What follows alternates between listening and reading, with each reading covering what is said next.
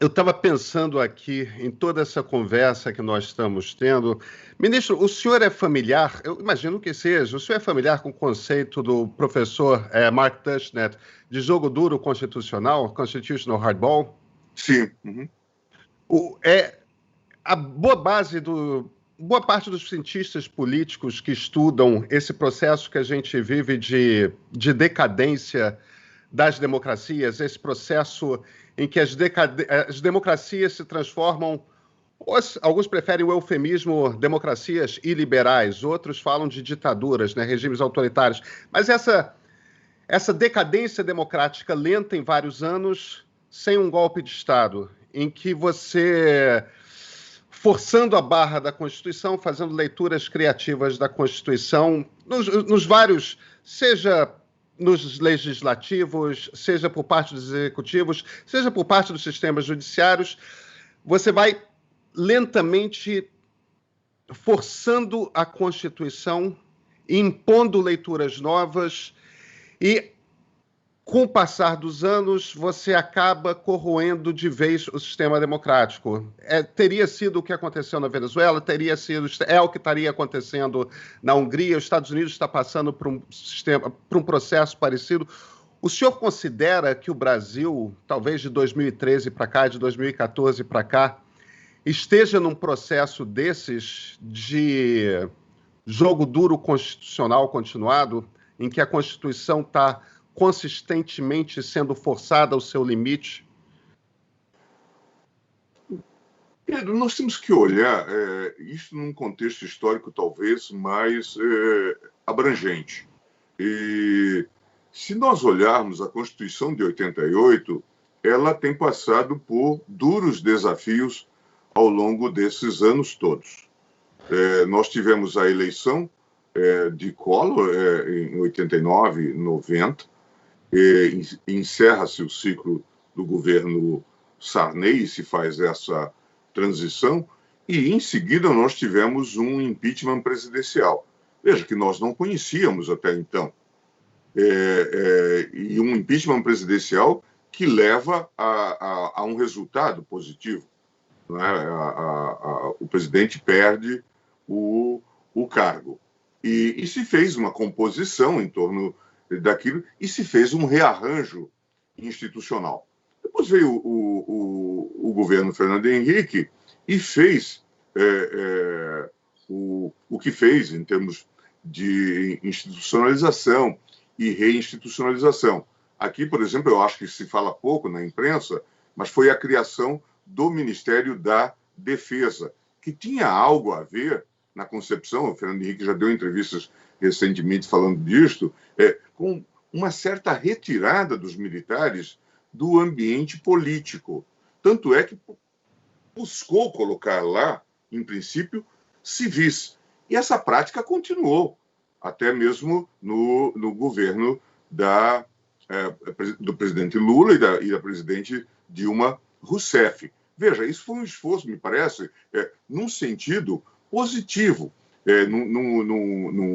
num sentido bastante construtivo. Depois, veja, já nessa transição aí que se dá Dilma-Temer, nós passamos já a ter militares ocupando o Ministério da Defesa. E isto passou a ser o óbvio no governo do presidente Bolsonaro. Então, esse é um ponto de discussão. Eu me lembro que cheguei a conversar com o presidente Temer, à época, a propósito dessa opção de ocupar o Ministério da Defesa por militar. No princípio, não teria nenhum problema, mas pareceu que mudava a ontologia do sistema tal como fora concebido e criado o Ministério da Defesa, que eu acompanhei na Casa Civil do Fernando Henrique. Nós tivemos também no governo Fernando Henrique algo que é muito discutido, que é a reeleição, a emenda da reeleição. Ela é discutida topicamente e ela é discutida também pela tradição brasileira, porque se diz, a rigor, o Brasil nunca conviveu com a ideia da reeleição. Houve o argumento de que isso permitiria uma continuidade administrativa mais adequada, e há argumentos de que isso acaba sendo negativo, tendo em vista também às nossas tradições brasileiras ou latino-americanas. Eu confesso que não tenho um juízo definitivo sobre essa questão, mas, como vocês sabem, há muito questionamento sobre a reeleição. Inclusive, a ideia do presidente de que já deve cuidar da eleição seguinte. Se estiver bem, eu serei um candidato. Isso acontece também com os chefes de executivo em geral. E isso leva a uma certa instabilidade política, segundo alguns divisam. Então, a mim me parece que aqui há vários pontos. Mas, veja, a reeleição ela foi aprovada, foi uma emenda constitucional. Ela não teve problemas aqui de um autoritarismo ou coisa do tipo. E essa prática se estendeu para estados e municípios. O que de estranho passou a ocorrer de uns tempos para cá? Eu acho que houve uma série de problemas nas várias searas. Nós passamos a ter, por exemplo, no processo, por exemplo, de investigação, e aí envolve Ministério Público, Polícia Federal, nós passamos a ter, o próprio Judiciário, a defesa de um Estado autoritário. Vamos suprimir as garantias processuais. Vocês se lembram das 10 medidas? As 10 medidas, e veja, é bastante importante, eu defendia praticamente a supressão do habeas corpus.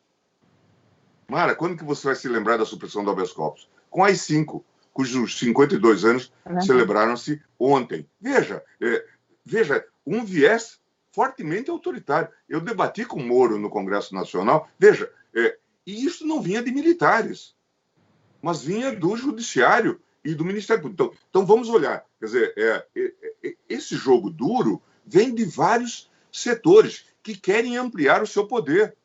Se vocês discutirem com os servidores da Receita, eles dizem, agora que já temos acesso ao sigilo, nós devemos também fazer investigação criminal. Porque querem acumular poder. E isso precisa ser olhado. Bom, mas eu quero finalizar, porque você daqui a pouco vai me interromper, dizendo o seguinte, nos tempos mais recentes, nós tivemos todo esse discurso de que o bom era o AI-5, saudades da ditadura e coisas do tipo. Eu cheguei a conversar com o presidente da República dizendo, presidente, não tome esse helicóptero do Exército e não sobrevoe a Praça dos Três Poderes, porque isso é um assinte. Não é condizente com... Mas veja, o ambiente que nós estávamos vivendo em Brasília. Depois, numa conversa particular, eu posso lhes relatar os momentos de tensão que se vivia. Aqueles ataques ao Supremo Tribunal Federal, aquela tentativa de cerco do Supremo Tribunal Federal. Veja, e ali houve um estresse das instituições. E como que nós respondemos? Nós respondemos com uma certa fleuma e com uma certa assertividade. Nesse contexto, me parece, e aí você pode ter uma opinião no sentido ou no outro, o artigo 43 do Regimento Interno, que permitiu aquele inquérito, muito discutido no meio de vocês, deu uma resposta. Um tipo de competência, uma competência da competência. O tribunal teve um instrumento de defesa e, de alguma forma, fez um enquadramento desses movimentos antidemocráticos. Eu acho que esse ponto precisa ser olhado. De alguma maneira, eu acho que ali se fez uma reinflexão. Se estávamos tendo um movimento nesse sentido, que você fala, de corrosão dos elementos democráticos, o tribunal conseguiu colocar uma ordem nesse contexto. Ao fazer as investigações, ao prender aquelas pessoas que atacavam as instituições, ao dar as respostas adequadas. Se você me perguntasse nesse sentido, esses dias eu tive um debate com os alemães, eles diziam, as instituições deram a resposta adequada. Pode não ser, nós vamos ter uma série de imperfeições, como estamos vendo no modelo americano. Mas o próprio sistema está se autocorrigindo, como nós acabamos de ver. E aqui também, de alguma forma, nós demos uma boa resposta. Eu gostaria que vocês, em algum momento, em outro momento, quando vocês me convidarem, eu gostaria de falar, por exemplo, sobre esse inquérito das fake news, que é muito mais do que inquérito das fake news. Eu diria que é um inquérito dos atos antidemocráticos, o inquérito da defesa da democracia. E eu acho que o tribunal deu uma resposta adequada. E, nesse caso, Ministro, dentro das instituições.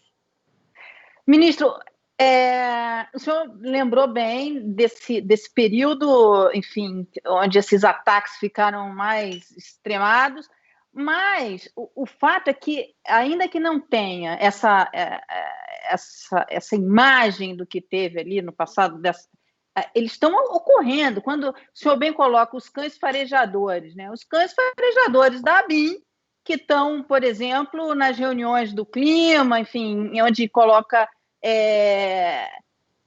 o atentado que sofreu o Porta dos Fundos e que não teve um encaminhamento. Rafael, nós jornalistas, a gente vê isso, quer dizer, essa tentativa de intimidação, de grampo, no caso dos artistas, enfim, que fazem tantas críticas, estão aí fazendo.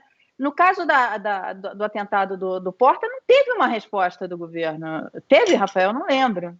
Não, acho que não teve nenhum posicionamento. Isso é muito assustador, né? Isso é um claro ataque a qualquer liberdade de expressão. Mas eu fiquei pensando muito quando vocês estavam falando, e o ministro muito bem falando, uma pergunta do Pedro, como morrem as democracias, né?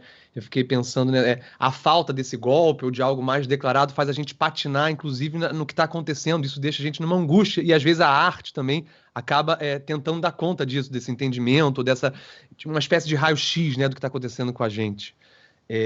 Mas um outro sintoma que eu pensei muito também como a resposta disso, primeiro é a resposta de governantes às urnas, porque a urna talvez ainda seja uma ferramenta popular de mudança ou de fato de agir sobre tudo isso.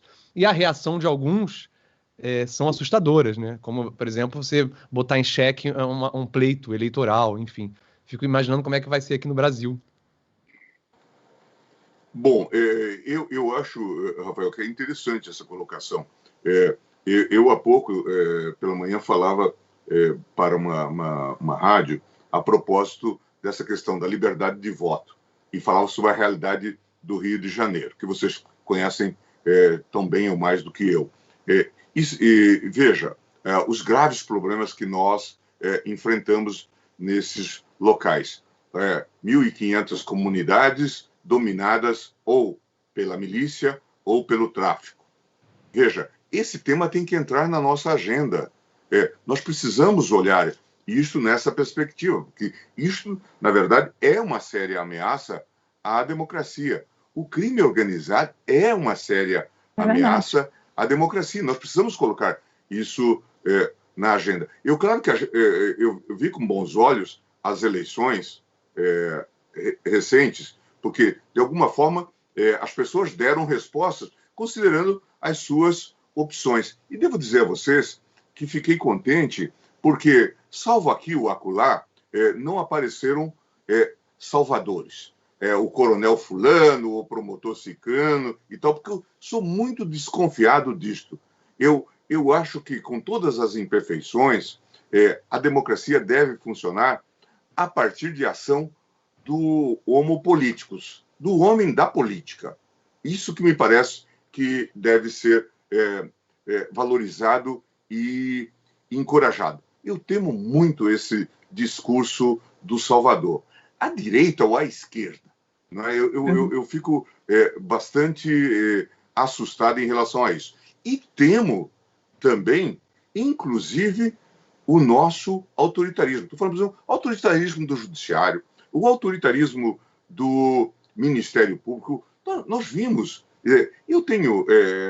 Recentemente, eu dei uma liminar num caso em que uma moça foi presa e teve passaporte retido. E aí, por que isso lá em Curitiba? Por quê? Porque ela queria viajar para encontrar o pai. E o pai que era, de fato, investigado. E aí, naquelas conversas do Intercept, aparece, olha, vamos mantê-la retida para constranger o pai.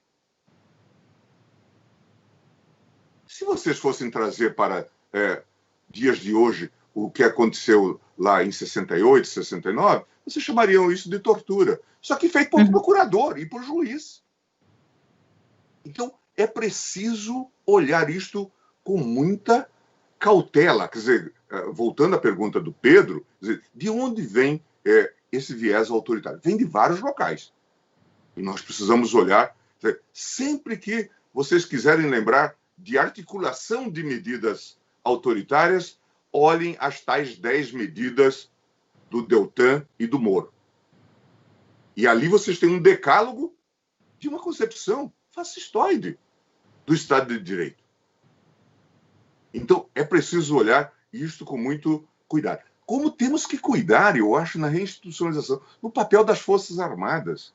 Essa ameaça que se faz, qualquer coisa eu chamo a polícia. Ou o episódio que nós vivemos em Brasília, de uma manifestação lá em frente ao Forte Apache, não é tolerável, não é digno da democracia que nós desenvolvemos. Então, vamos colocar tudo isso em pratos limpos. Repudio claramente os ataques à imprensa.